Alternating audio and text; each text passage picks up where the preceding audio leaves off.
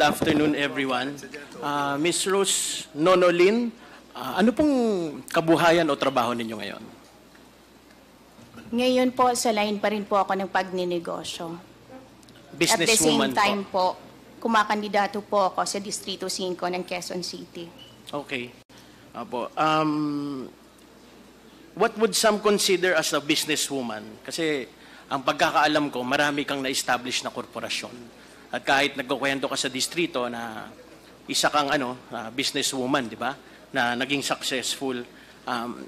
Gaano karami yung mga nagawa mong korporasyon at ano yung nature ng mga negosyo po ninyo? Mr. Chair, kung mga company lang po na-establish, mayroon po. Marami. Sabi nyo nga po, marami. Pero Mr. Chair, ang iba po doon ay hindi naman productive, hindi nagpo-prosper. Alam po natin yan bilang negosyante na hindi lahat po na tinatayo nating negosyo ay magpo-prosper. Mayroon po kaming real estate po. Real estate. Meron pa po bang iba maliban sa real estate? Sa ngayon po, nakafocus po kami sa real estate. Okay. So ano po yung mga klase ng korporasyon ninyo maliban? Meron bang maliban sa real estate o purely real estate po ba? May mga for rent and sale po kami na warehouses. Okay. Warehouses na for sale. As a businesswoman, ma'am, could you share with us what would you consider a best practice sa paggawa ng isang negosyo kaya kayo nagtagumpay? Maging totoo ka lang. Gawin mo yung tama. Gawin mo yung tama. Tapos kahit sino namang anuhin mo sa negosyo, kailangan may due diligence kang ginagawa, di ba? Yes po. Kailangan bago ka makipagkasal, kahit kanino sa negosyo, aaralin mo kung sino sila, di ba? Para magawa yon. So dito po, yung ibig ko sabihin dito, kasama yung mga tao na nakakasama mo sa negosyo. Kunyari, are you an incorporator of Pharmaly Biological, sister company ng Pharmaly Pharmaceutical? Mr. Chair, gusto ko lang po i-clarify. Ang Pharmaly Biological at Pharmaly Pharmaceutical ay hindi po yan sister company. Ano po siya? Hindi po. Magkaibang identity po ng dalawang company na yan. Hindi po yan sister company. Kung sasabihin niyo po may interlocking director po siya, ang biological kung saan po ako incorporator, ay nauna po yan na na-incorporate. During lang nga po ng 2022 na Blue Ribbon Committee sa Senate po, saka ko lang nga nalaman na may Pharmaly Pharmaceutical. Na naging part, dun sa biological, naging part kayo. Sa pharmaceutical, yes, hindi. Hindi okay. po. Wala po akong kinalaman po sa pharmaceutical. Hindi rin po ako director at wala rin po akong shares po doon. Okay. Then let's go to the other companies na nakalagay dito sa amin na part ka. So, una lang, itatanong ko, yung Pharmaly Philippine Holdings ay subsidiary ng Pharmaly International Holdings Company. Tama po ba yun? Hindi po. Wala naman pong Pharmaly Holdings po eh. Ang mayroon lang po, Pharmaly Biological at yung isa po ay ang Pharmaly Pharmaceutical. Pero kayo po yung treasurer ng Pharmaly Biological kung saan pinirmahan nyo yung treasurer's affidavit na nag-certify na at least 25% of the authorized capital stock of the above-mentioned corporation has been subscribed and at least 25% of the subscription in the amount of 10,300,000 pesos has been paid. Tama po ba? Mr. Chair, hindi ko po ngayon dala yung documents ko, company documents namin sa Pharmaly Biological. I'll check po kung ang amount po ba ay 10 million. Kasi ang alam ko po, maliit lang po ang capital niyan kasi magsa-start up pa lang. At failed investment po yan. Failed investment? Yes, Mr. Okay. Chair. Okay. Pero alam po ninyo na ang chairman dito ay si Tony Wang. Hindi po. Na wanted sa Taiwan for securities fraud, embezzlement, kanyan. Hindi po po. niya alam yun. Hindi po. At wala po sa biological na Tony Yang. Wala Tony po. Wang. Wala po. Okay. Mr. Chair, I would like to manifest that the story here is a certain Wang Mingliang and Tony Wang falsified accounts and financial statements to get Pharmaly listed on the Taiwan Stock Exchange. Notably, and using Pharmaly's listing in Taiwan, Tony Wang set up 3 overseas subsidiaries in 2016, namely Farmback Biological, PTE, and Farmtech Biological, PTE in Singapore. Coincidence yun in terms of the company names. At syempre, maraming nakakilala kay Wang Zuyen at Tony Wang, at makikita naman natin sa balita, tulad ng kanyang ama, wanted din siya sa Taiwan for stock manipulation. Ngayon, i-reiterate ko, at any given time, hindi nyo po siya na-meet or nakilala tungkol dito sa Pharmaly. Tama po? Si Mr. Chair, Tony sorry. Wang. Hindi po. Hindi. Okay. Sige. So, Mr. Chair, ipapaano ko lang na i-check, pwede niyong ibigay sa amin yung record after nito? Sa biological, Mr. Pag-check. Chair? Sa Yes po, biological, I will ano. po. Thank you. So we will hold you accountable to that. Thank you, Ms. Rose Lin. In 2021, a known business associate, si Wang Zuyen, kilala po ninyo? Isa po sa mga incorporator ng Pharmaly Biological. Ng Pharmaly. I would like to manifest, Mr. Chair, that in 2021, Wang Zuyen, a known business associate of Ms. Lin, and she just acknowledged it right now, was already wanted in Taiwan for stock manipulation. Nonetheless, in 2022, appointed pa rin siya as president of Pharmaly Pharmaceutical, evidenced by the 2022 GIS of Pharmaly Pharmaceutical. Ang inaano dito, you were also involved. Were you involved with that or will you deny it again?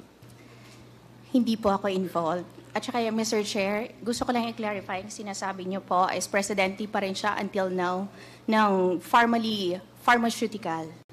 Not biological, di ba? Not biological. Again po, i-clear ko lang na hindi po ako part, hindi po ako director, wala po akong any shares sa Pharmaly Pharmaceutical. Salamat. Okay.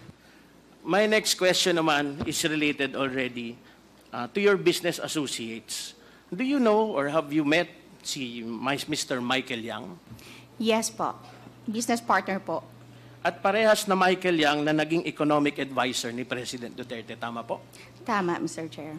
Siya rin yung chair ng Philippine Full Wind Group of Companies. Tama po? Dati po, yes po. Kung saan ikaw, si Gerald Cruz, si Hong Jiangyang, na kapatid ni Michael Yang ang nag-incorporate. Tama po ba?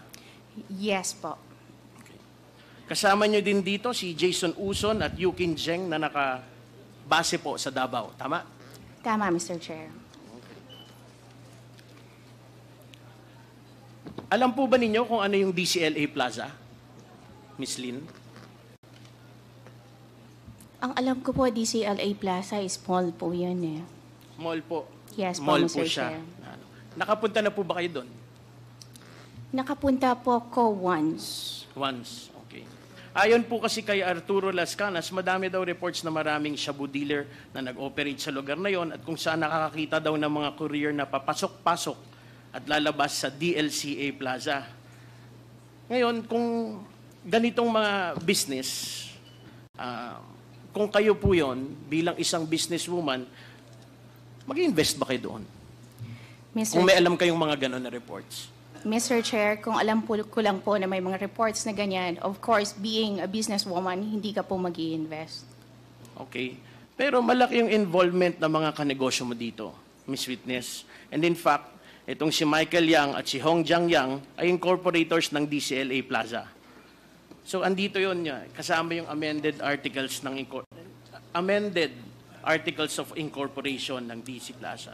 At itong mga kasosyo mo din na sila Jason Uson, Yukin Zheng, Hong Ming Yang ay na-involved din sa DCLA Plaza sa pamamagitan ng pag-subscribe sa increase ng capital stock nito. Kumbaga dumagdag pa sila ng puhunan nila dito. Aware po ba kayo dito, Ms. Lin? Mr. Chair, hindi po ako part ng DCLA. So kung ano man po yung gawain nila sa DCLA, ay hindi ko po alam. No, kaya ako pinapapaliwanag sa inyo kung ano yung best practices ninyo, kung bakit kayo naging successful na negosyante, di ba, is kung paano yung due diligence process ninyo. Di ba? Yeah. And ang akin kasi, sa amin dito, karamihan na nagnenegosyo dito, kung hindi maganda yung reputasyon, kadalasan, hindi mo talaga itutuloy yung mga katransaksyon mo. Ngayon, Ang next question ko po, shareholder po din ba kayo ng Paili Estate? Or Paili ba o Paili? Mr. Chair, Paili po. Ano po? Paili. Paili. Okay, so Paili Estate. Tama po ba shareholder po kayo? Yes po, Mr. Chair, tama po. At kilala po ito dati bilang Paili Holdings Corporation. Kung Tama. saan incorporator kayo, in short, may-ari kayo. Owner?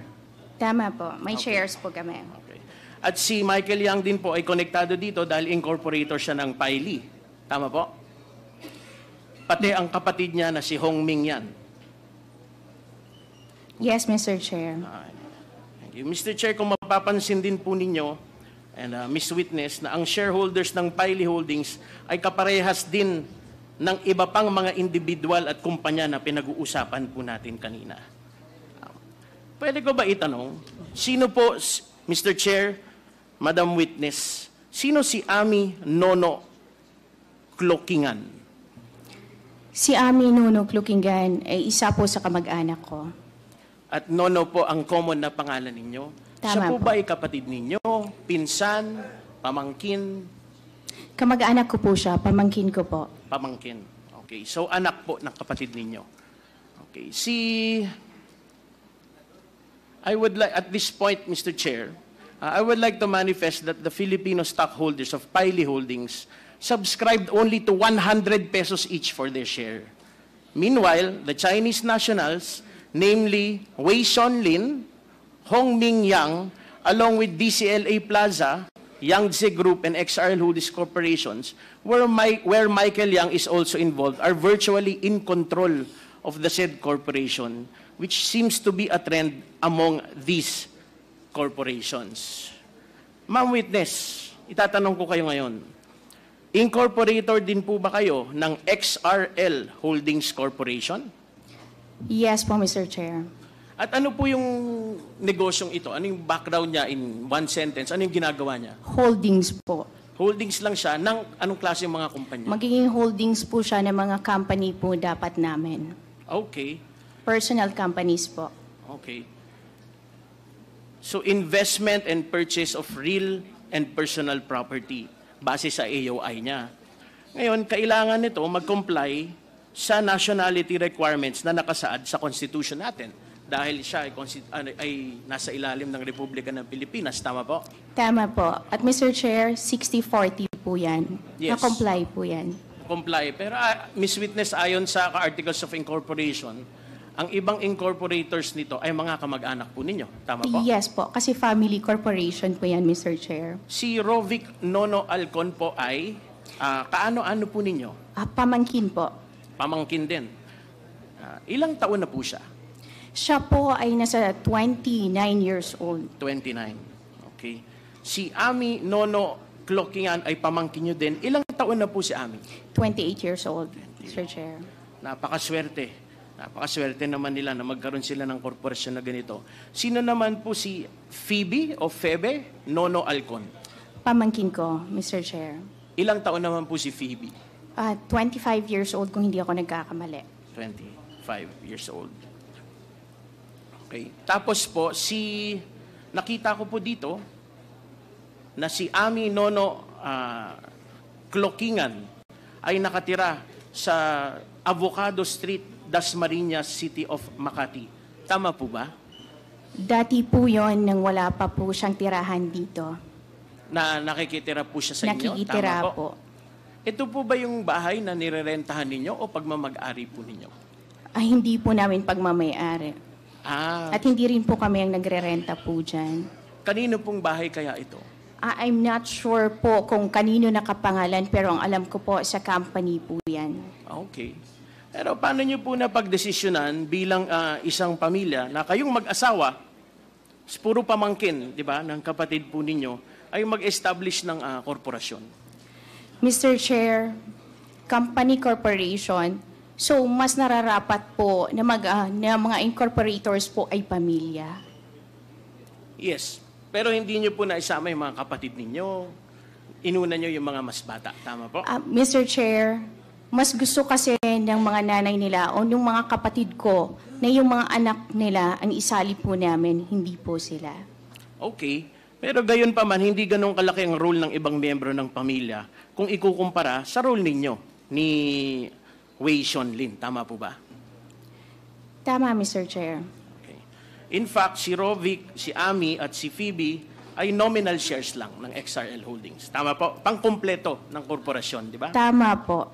At kayong mag-asawa po talaga ang majority shareholders ng XRL kung saan ikaw ang 60%, samantalang remaining 40 ay nakapangalan na sa asawa po ninyo. Tama? Tama, Mr. Chair, because it's a company corporation. So effectively po ang XRL Holdings ay kontrolado ninyong mag-asawa. Tama po. Pero hindi ba sinabi mo nung nag-appear ka sa Senado noong 2022 na wala ka ring masyadong alam sa negosyo at ang asawa mo talaga ang nagpapatakbo ng operasyon? Tama po? Mr. Chair, ang XRL po ay ngayon lang po yan. Hindi po, nung humarap po ko sa Senate, wala pa pong XRL company. Paano po yung setup na nagtayo po yung asawa kayo ng maraming negosyo? Kasi ano po yung bago kayo naging negosyante, ano po yung trabaho ninyo? Ako po, bago po ako nagpakasal sa asawa ko at naging negosyante, nagtatrabaho po ako sa hotel, gaya nga po ng sinabi ko kanina. At sa hotel niyo po ba, sa pagtatrabaho ninyo, nakuha yung unang puhunan ninyo para maging negosyante? Actually po, bago po ako magtrabaho sa hotel, may mga trabaho pa po ako na iba. So yes po, part po yon ng naging puhunan po. Masasabi niyo po ba nung kailan po kayo ulit kinasal? Yung sinabi niyo kay Mr. Chair, kailan kayo kinasal? Nagkakilala pala, nag-meet ni Mr. 2009 po ng first quarter. 2008. 2009 po kami nagpakasal. 2009? Yes po. Masasabi niyo po ba na karamihan ba ng puhunan, maliit o bahagya, ay nanggaling sa kanya? Mayaman na ba siya nung nagkasal kayo o pareho po kayong ano? Nung nakilala ko po ang asawa ko, mayroon na po siyang pera. Kung ang tanong po ay kung karamihan ng capital po namin ay nanggaling sa kanya, yes po. Okay. Ms. Lynn, to recall, karamihan sa close business associates ninyo na mag-asawa ay may kaugnayan kanina ulit sa DCLA Plaza. Tama po? We can say that? Yes, ma'am? Yes, Mr. Chair. And to recall again, Ms. Lynn, ayon kay Arturo Las Canas, itong DCLA Plaza kung saan manager si Hong Jiang Yang ay hotspot para sa drug dealers. Tama? Aware kayo dito? I know po, Mr. Chair. Hindi ka aware na merong drugs Hindi na po. nagana dito? At saka ngayon lang naman pong lumabas ng mga ganyang issue regarding po sa drugs. Okay. Ang Piley Estate naman po ang nagmamay-ari ng Clark Majestic World na matatagpuan sa Prince Balagtas Avenue sa Clark Freeport Zone. Tama po ba? Yes, Mr. Chair. Ito po ba ang Clark Majestic World, Ms. Lynn? Tama po, Mr. Chair.